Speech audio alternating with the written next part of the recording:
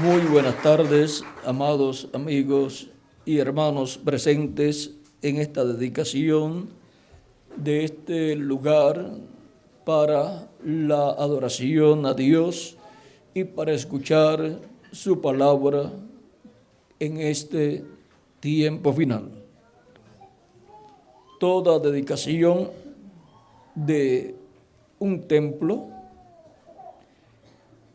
es tipifigura del templo de Dios, del templo de Jesucristo, el cual Él está construyendo de etapa en etapa, de edad en edad, y es también tipo y figura del templo que está en el cielo.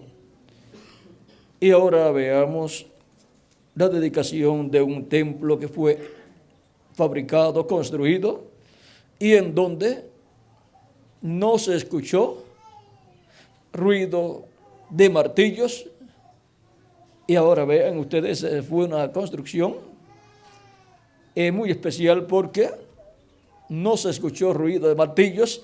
Y decirle a un grupo de personas que construyan un templo y que no se escuche ruido de martillos, le dicen así, dicen, no, ustedes están buscando a unos contratistas raros, diferentes a nosotros, por lo tanto nosotros usamos martillos, usamos clavos, usamos serrucho, usamos todas estas herramientas y hacen bastante ruido. Así es que no tenían esa clase de carpinteros allí, carpinteros que no hacían ruido con martillos ni cosas así. Traían ya todo listo y lo iban colocando, ensamblando. Y ahora vamos a ver aquí cuando el rey Salomón dedicó ese templo. Recuerden que un templo sin lugar santísimo,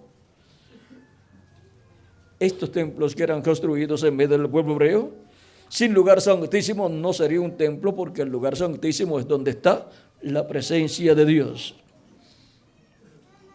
Y ahora veamos en el capítulo 8, Primera de Reyes, capítulo 8.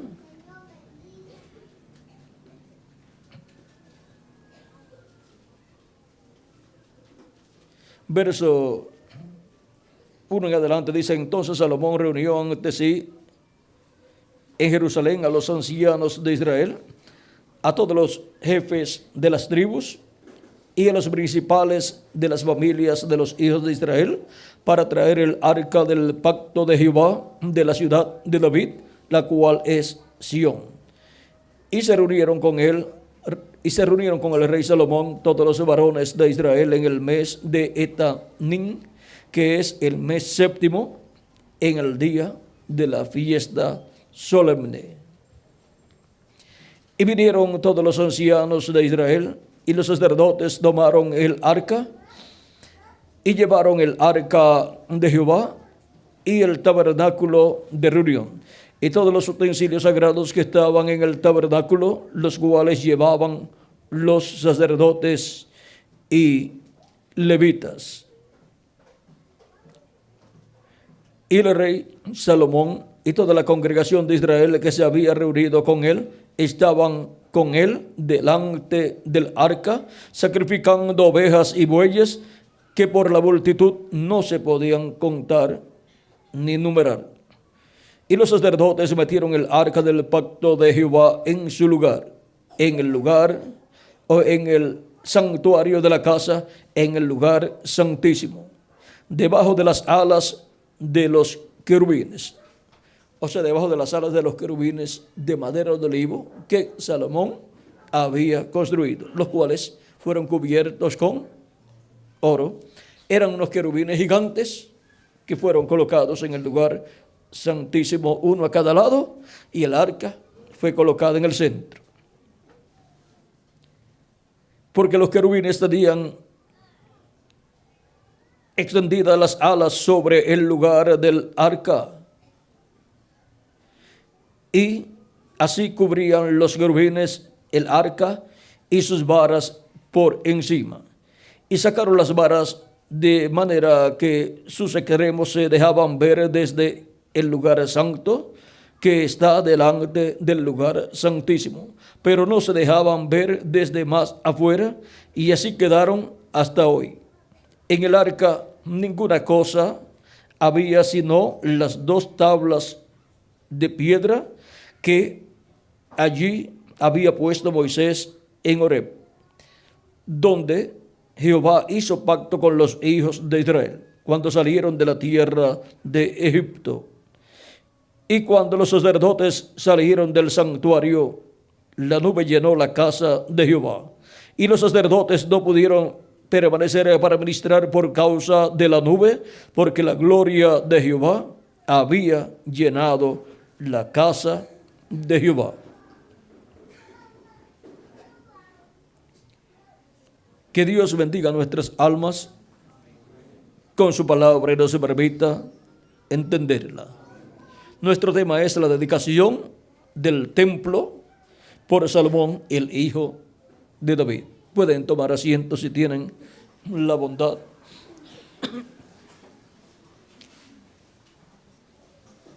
La primera dedicación de un templo para Dios la realizó el profeta Moisés. Por orden divina, Dios le mostró el plano divino. O sea que Moisés vio el templo del cielo y Dios le mostró cómo construir en la tierra un templo que tipificara el templo del cielo. Y Dios le mostró todos esos símbolos que él tenía que colocar en ese tabernáculo, y le dijo cómo hacer ese tabernáculo, qué le pondría por techo, qué le pondría por paredes, qué le pondría por piso, y así por el estilo, y las cosas que estarían dentro de ese templo. Y luego el mismo Moisés ofreció el sacrificio del becerro o becerra bermeja, y luego ofreció también el sacrificio del macho cabrío. Y ven ustedes, llevaron allá dentro del lugar santísimo, llevó dentro del lugar santísimo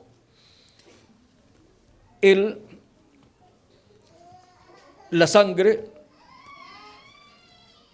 del macho cabrío. Veamos Hebreos capítulo 9. Nos dice, ahora así fue bajo el primer pacto, dice, capítulo 9, verso 16 en adelante, dice, porque donde hay testamento es necesario que intervenga muerte del testador, porque el testamento con la muerte se confirma, pues no es válido entre tanto que el testador vive, de donde ni aún el primer pacto fue instituido sin sangre, porque habiendo anunciado Moisés todos los mandamientos de la ley a todo el pueblo, tomó la sangre de los becerros y de los machos cabríos con agua, lana escarlata y hisopo, y roció el mismo libro y también a todo el pueblo, diciendo, esta es la sangre del pacto que Dios os ha mandado. Y además de esto, roció también con la sangre el tabernáculo y todos los vasos del ministerio. Y casi todo es purificado según la ley, con sangre, y sin derramamiento de sangre no se hace remisión. Fue pues necesario que las figuras de las cosas celestiales fuesen purificadas así. O sea que todos aquellos símbolos que estaban allí dentro del templo, o sea, todas las cosas que Moisés allí hizo, son nada menos que los tipos y figuras de las cosas celestiales, de las cosas del cielo. Por eso el tabernáculo que construyó Moisés representa el templo celestial y también representa a la iglesia del Señor Jesucristo, porque la iglesia del Señor Jesucristo es un templo espiritual. Dice Fue pues necesario que las figuras de las cosas celestiales fuesen purificadas así, pero las cosas celestiales mismas con mejores sacrificios que estos.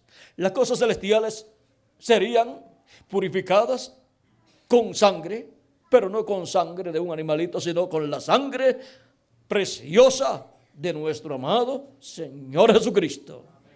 Y por eso, siendo que los miembros de la iglesia del Señor Jesucristo vienen del cielo, vienen de la séptima dimensión, sus almas vienen de la séptima dimensión y pasan por este planeta Tierra, donde tienen un cuerpo mortal, corruptible y temporal, y por consiguiente han aparecido en un valle de sombra y de muerte, en donde cada alma de Dios tiene que agarrarse de la vida eterna que es Jesucristo, porque de otra forma pierde su vida, pierde la vida eterna, se le escapa la vida eterna.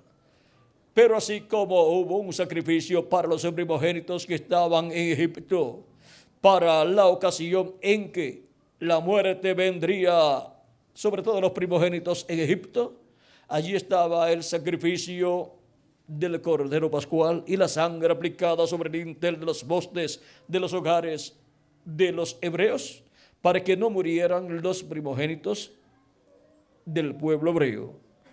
Y para que no mueran los primogénitos del Israel celestial, los primogénitos del cielo, los primogénitos de la casa de Dios, la casa del cielo, la familia del cielo, para que no mueran, la sangre del Cordero Pascual de Jesucristo nuestro Salvador ha sido derramada en la tierra y ha sido colocada sobre el dintel de la puerta de nuestra alma en nosotros como individuos, para que la muerte no entre a nuestras almas y podamos vivir eternamente. Y también en la casa de Dios, que es la iglesia como cuerpo místico de creyentes, ha sido colocada la sangre de Jesucristo, el Cordero de Dios. Ahí la puerta, y la puerta es Jesucristo, nuestro Salvador. Ahí está la sangre que nos protege para que no muramos, para que la muerte no pueda llegar a nosotros, sino que permanezcamos con Cristo, porque el que entra por esa puerta, el que por mí entrare, será salvo, dice el Señor Jesucristo. Él es la puerta del redil de las ovejas, y el redil de las ovejas es la iglesia del Señor Jesucristo, y en esa puerta está la sangre de redención, la sangre que impide que la muerte entre a esa casa, porque esa casa está llena de vida eterna, la cual nos da Jesucristo nuestro Salvador. Y ese es el único lugar seguro, estar en la casa de Dios, entrando por la puerta que es Jesucristo nuestro Salvador. Y eso es estar en Cristo, porque Cristo es su iglesia también, así como un grano de trigo cuando es sembrado, nace, y lo que aparece no es un grano de trigo, es una planta de trigo. Y esa planta de trigo es el grano de trigo convertido en planta de trigo para llevar muchos granos de trigo. Y Cristo, al morir en la cruz del Calvario, resucitar y ascender al cielo, ahora la iglesia del Señor Jesucristo es su cuerpo místico de creyentes, donde Él está para reproducirse en muchos granos de trigo, en muchos hijos e hijas de Dios. Siendo Él el Hijo de Dios, su reproducción es que hijos e hijas de Dios. Y ahora podemos ver que esa casa es la familia de Dios. No es una casa de 4 paredes, sino que es una casa de seres humanos. Es una casa, una familia, una descendencia. La familia de Dios, la descendencia de Dios. ¿Sabían ustedes que Dios tiene descendencia? No tiene ascendencia, pero tiene descendencia. ¿Ven? No tiene ascendencia. Porque a él no lo hizo otra persona. Pero nosotros somos descendientes suyos. Y ahora vean ustedes, la descendencia de Dios tenía que ser purificada con la sangre del Señor Jesucristo, del sacrificio perfecto, y por eso es que encontramos que Dios en el Antiguo Testamento reflejó en aquellos sacrificios lo que Dios realizaría en la venida del Mesías, en su primera venida, muriendo en la cruz del Calvario. ¿Para qué? Para la purificación con su sangre de todos los hijos e hijas de Dios, de todos los descendientes de Dios. Y ahora vean ustedes, nuestras almas vienen de Dios, pero el cuerpo físico mortal y corruptible que hemos recibido en la tierra ha sido en la permisiva voluntad de Dios obtenido. Y también el espíritu del mundo que recibimos cuando nacimos por medio de nuestros padres. Y por eso la persona necesita un nuevo nacimiento. Por lo tanto, el alma de la persona necesita nacer de nuevo, en donde obtiene un cuerpo teofánico de la sexta dimensión. Al recibir a Cristo como su Salvador, lavar sus pecados en la sangre de Cristo y recibir su Espíritu Santo.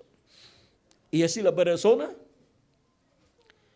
es purificada por la sangre de nuestro amado Señor Jesucristo. Y vean cómo lo que hizo Moisés allá en el templo, al esparcir la sangre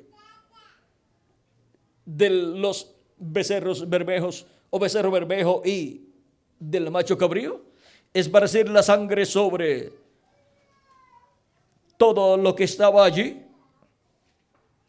Pues dice, además de esto, dice, tomó la sangre de los becerros y de los machos cabríos con agua, lana escarlata y hisopo, y roció el mismo libro, y también a todo el pueblo, diciendo, esta es la sangre del pacto que Dios os ha mandado.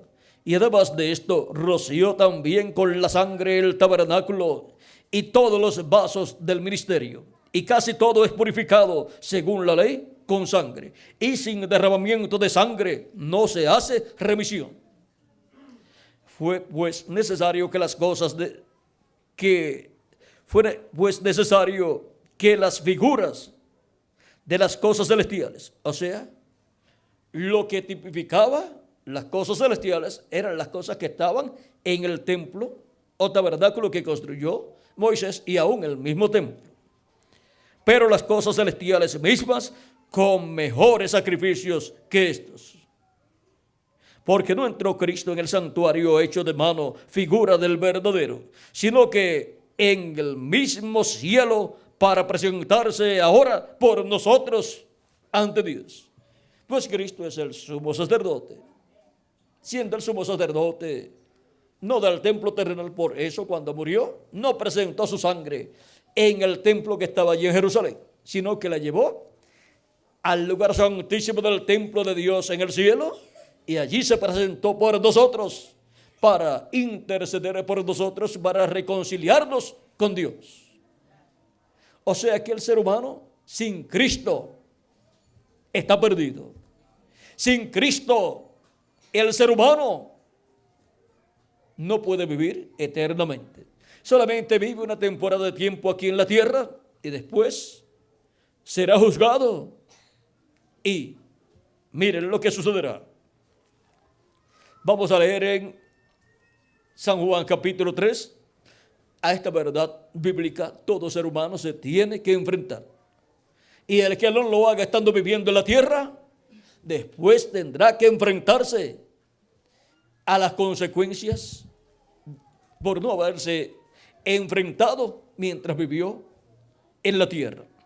Dice capítulo 3 de San Juan, verso 14 en adelante: y como Moisés levantó la serpiente en el desierto, así es necesario que el Hijo del Hombre sea levantado.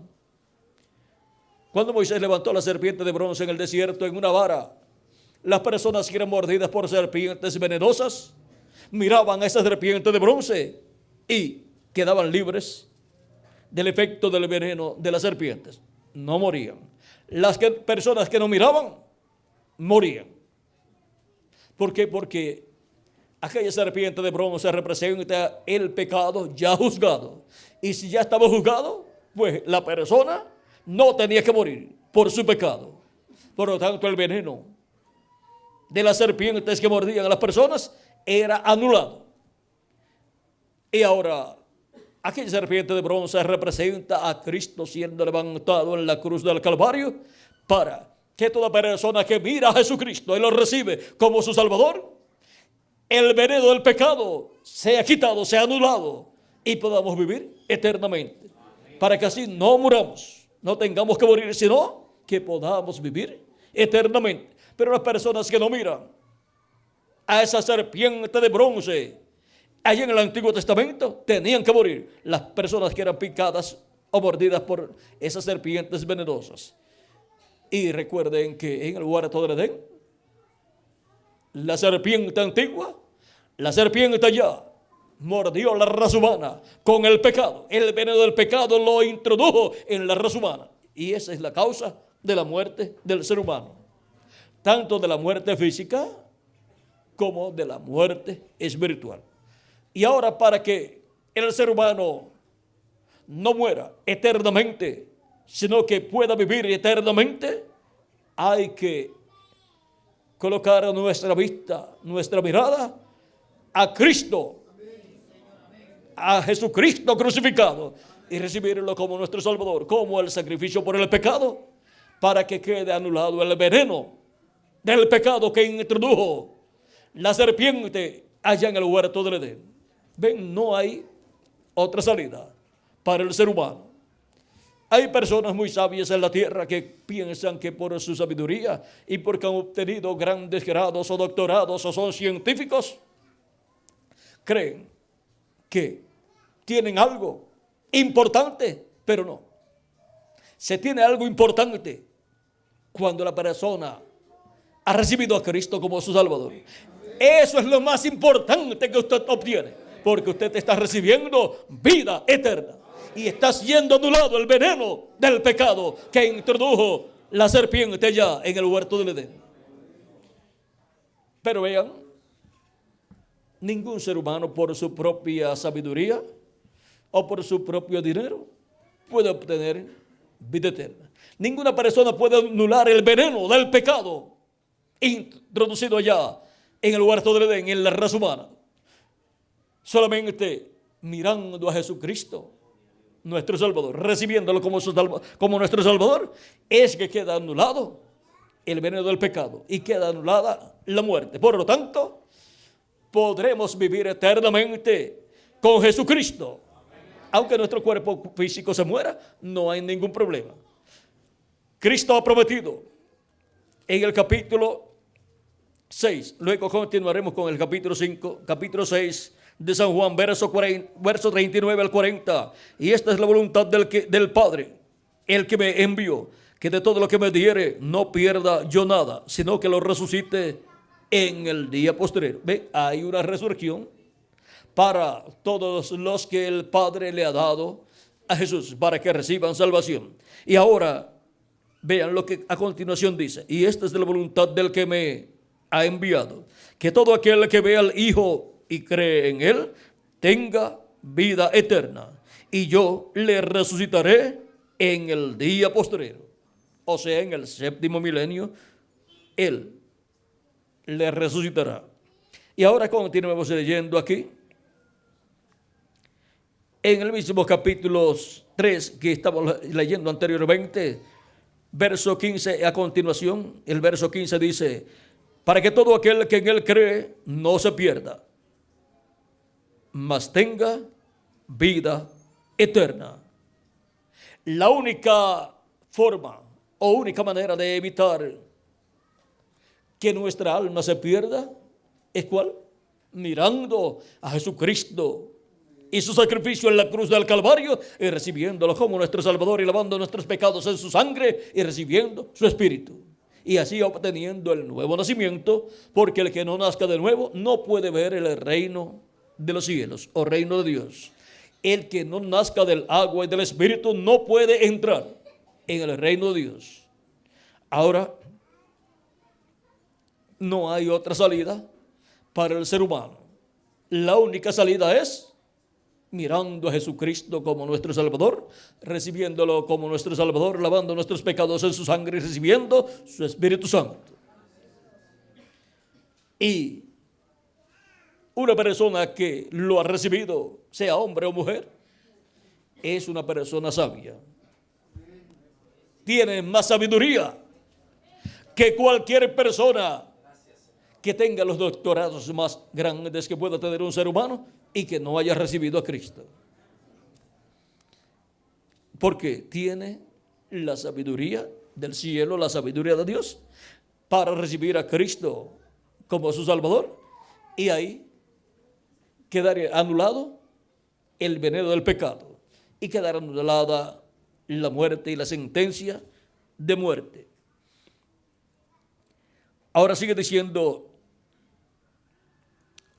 leemos de nuevo el verso 15, para que todo aquel que en él cree no se pierda, mas tenga vida eterna.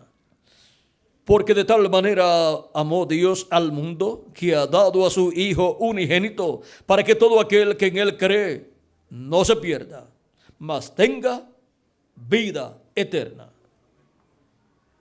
Porque no envió Dios a su Hijo al mundo para condenar al mundo, sino para que el mundo sea salvo por él. El que en él cree no es condenado, pero el que no cree ya ha sido condenado porque no ha creído en el nombre del unigénito Hijo de Dios. Y esta es la condenación, que la luz vino al mundo y los hombres amaron más las tinieblas que la luz, porque sus obras eran malas. Porque todo aquel que hace lo malo aborrece la luz y no viene a la luz, para que sus obras no sean reprendidas. Mas el que practica la verdad viene a la luz, para que sea manifiesto que sus obras son hechas en Dios. Ahora vean qué hermoso pasaje, el cual nos revela dónde está la vida eterna y cómo anular el veneno de la muerte para poder vivir eternamente. Recuerden que los creyentes en Jesucristo son el Israel celestial. Siendo el Israel celestial, vean ustedes, hemos estado pasando por las diferentes etapas que pasó el Israel terrenal. Y ahora, el Israel celestial, que es la iglesia del Señor Jesucristo, es un templo espiritual, representado en el templo que construyó Salomón y el tabernáculo que construyó Moisés. Y ahora no tenemos el templo que construyó Salomón, ni tampoco el tabernáculo que construyó Moisés. Pero nos dice la Escritura en Zacarías capítulo 6, verso 12.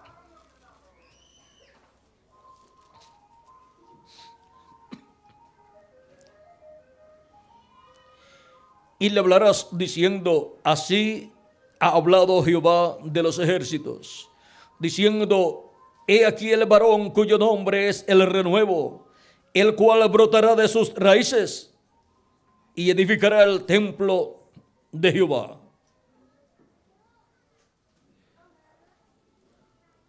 Este varón del cual hablo aquí es Cristo, pero está representado en Zorobabel, un descendiente del rey David. Siendo Zorobabel un descendiente del rey David, está tipificando a Cristo, al hijo de David. Y con la restauración que se llevó a cabo allá en Jerusalén del templo, está tipificando la construcción del templo que Jesucristo llevará a cabo por creación divina. Y ese templo que Jesucristo construirá es su iglesia, un templo espiritual. Y ahora encontramos que viene la creación de una nueva raza. Recuerden que Dios creó al ser humano para que el ser humano sea templo de Dios, para Dios habitar en el ser humano y para tener compañerismo con el ser humano. Y ahora Cristo, así como Adán es el primero, la cabeza de la creación que cayó, o sea, de esa creación antigua de la raza humana, ahora el segundo Adán, que es Jesucristo, es la cabeza, el principio de esa nueva creación. En Apocalipsis capítulo 3, verso 14 nos dice que Jesucristo es el principio de la creación de Dios. Y esa creación de Dios es la iglesia del Señor Jesucristo. Él es la cabeza. Él es el principio de esa nueva raza. Es una nueva raza la que Cristo está creando. Por eso, lo que se realiza en la vida de la persona cuando recibe a Cristo como su Salvador y lava sus pecados en su sangre y recibe su Espíritu, es una obra de creación. Y obtiene un cuerpo eterno y teofánico, un cuerpo angelical de la sexta dimensión. Y ya entró a vida eterna la persona. Ya tiene un cuerpo eterno de la sexta dimensión. Ya el alma de esa persona ha obtenido un cuerpo teofánico de la sexta dimensión. Y pronto obtendremos el cuerpo físico eterno y glorificado e inmortal. Un cuerpo igual al cuerpo de Jesucristo. Y físicamente entraremos a vida eterna también. Y entonces estaremos como inmortales, no solamente en nuestra alma, y no solamente en nuestro espíritu teofánico, sino también en nuestro cuerpo que tendremos, el cual será un cuerpo glorificado igual al cuerpo de nuestro amado Señor Jesucristo. Hay tres clases de cuerpos: cuerpo físico, cuerpo angelical y cuerpo glorificado. Y hemos de obtener el cuerpo glorificado muy pronto. Y ahora, siendo que somos miembros del cuerpo místico de Cristo, o sea, de la casa de Dios, la familia de Dios, la descendencia de Dios, ese es el templo de Dios. Y ahora ese templo lo ha estado construyendo, lo ha estado creando nuestro amado Señor Jesucristo, viniendo en Espíritu Santo de etapa en etapa y llamando y juntando a sus escogidos en cada edad, y así construyendo cada parte de su iglesia. En cada edad crea esa edad, llamando y juntando a los escogidos de esa edad por medio de la manifestación de Cristo en el Espíritu Santo a través del mensajero de cada edad. Y así va creciendo el templo espiritual de Cristo en la construcción que Cristo está realizando. Y tenemos el lugar santo que corresponde a las 7 etapas o edades de la iglesia gentil, con los 7 ángeles mensajeros. En el candelabro está representado el cuerpo místico de Cristo de las 7 edades, con los 7 ángeles mensajeros. Pero luego de las 7 etapas y los 7 ángeles mensajeros, viene la edad de la piedra angular. Y así como hubo un territorio donde se cumplió cada edad, hay un territorio donde se cumple la edad de la piedra angular, que es la edad del lugar santísimo, de ese templo espiritual de Jesucristo. Y las buenas noticias para nosotros son que es en la América Latina y el Caribe donde Jesucristo está creando, construyendo el lugar santísimo de su templo espiritual, con piedras vivas, con seres humanos. Y Él es el príncipe que construiría, que crearía ese templo para Dios. En 1 Pedro capítulo 12, verso 4 en adelante dice: acercándoos a Él, piedra viva, desechada ciertamente por los hombres, mas para Dios escogida y preciosa. Vosotros también, como piedras vivas, sed edificados como casa espiritual y sacerdocio santo, para ofrecer sacrificios espirituales aceptables a Dios por medio de Jesucristo. Por lo cual también contiene la escritura: he aquí pongo en Sión la principal piedra del ángulo, escogida, preciosa, y el que creyere en él no será avergonzado. Para nosotros, o para vosotros, pues, los que creéis, él es precioso. Pero para los que no creen, la piedra que los edificadores desecharon ha venido a ser la cabeza del ángulo, y piedra de tropiezo y roca que hace caer, porque tropiezan en la piedra, porque tropiezan en la palabra, siendo desobedientes, a lo cual también fueron destinados. Mas vosotros sois linaje escogido, real sacerdocio, gente santa, pueblo adquirido por Dios, para que anunciéis las virtudes de aquel que os llamó de las tinieblas a su luz admirable. Ahora miren todo lo que somos delante de Dios y vean para qué hemos sido llamados por Cristo en este tiempo final: para ser parte de la casa de Dios, de esa casa espiritual, de esa familia celestial, la familia de Dios, la descendencia de Dios, la cual es un templo espiritual donde Dios en espíritu se manifiesta. Y esa familia, esa casa está siendo creada de etapa en etapa, y ahora le ha tocado la etapa de la creación de esa casa, la etapa del lugar santísimo. Y el territorio es la América Latina y el Caribe. Por eso está llamando y juntando a sus escogidos latinoamericanos y caribeños en este tiempo final. Y aunque se hayan ido a otras naciones, hasta allá le llega el mensaje. Y cuando se termine la construcción de esa casa, la creación de esa casa, de esa familia celestial, entonces vendrá la dedicación de esa casa. Y Cristo, el príncipe descendiente del rey David, será el que se manifestará y dedicará a Dios esa casa para morada de Dios en Espíritu Santo en toda su plenitud, de lo cual también nos habló San Pablo en su carta a los Efesios, capítulo 2, verso 19 al 22, donde dice: así que ya no sois extranjeros ni advenedizos, sino conciudadanos de los santos y miembros de la familia de Dios. ¿Saben lo que significa ser un miembro de la familia de Dios? Eso significa ser un hijo o una hija de Dios. Y eso significa que si Él es rey, entonces somos hijos de un rey, del Rey de Reyes y Señor de Señores.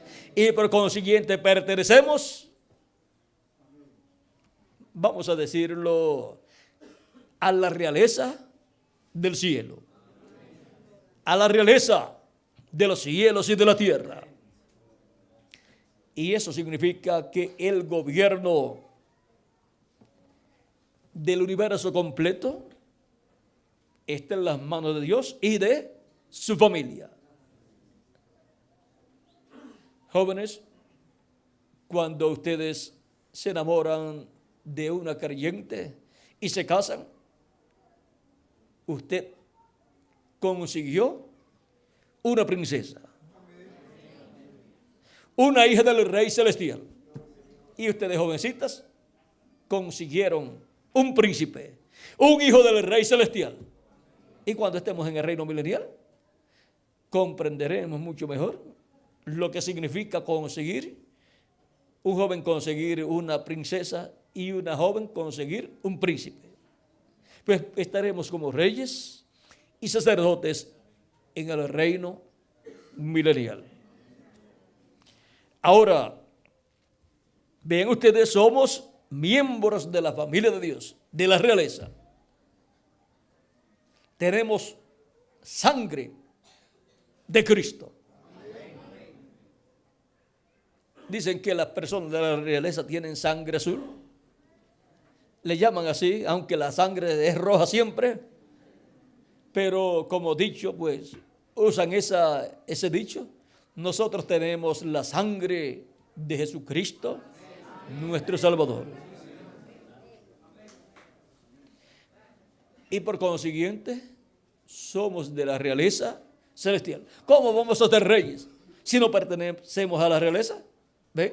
Entonces, al pertenecer a Cristo y haber nacido por medio de Cristo en la casa de Dios, en la familia de Dios, somos descendientes de Dios y por consiguiente herederos de Dios y coherederos con Jesucristo, nuestro Salvador.